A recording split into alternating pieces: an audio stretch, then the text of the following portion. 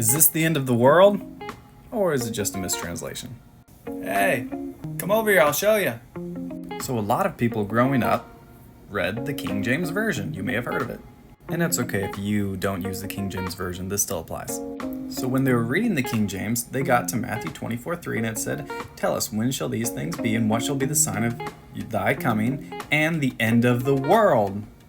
Naturally, many people read that and they say, okay, the second coming is going to happen when the end of the world is going to happen. But is that correct?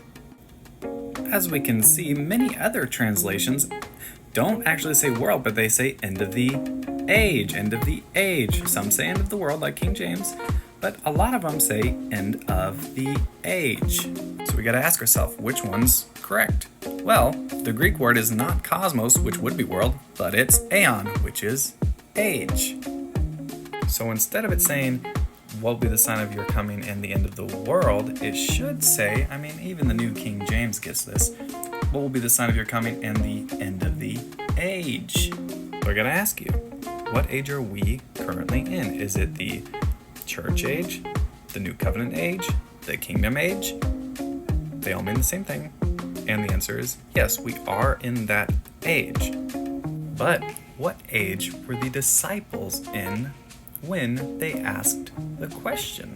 If you ask any pastor, scholar, theologian, they will say the new covenant age did not happen until sometime after Christ's resurrection. They're divided on when exactly it happens, but they would all say after the resurrection at least is when it started. But that's not the age the disciples were in when they asked the question. The disciples were still in the old covenant age at this point. So what they're asking is, when's the end of the old covenant age going to take place?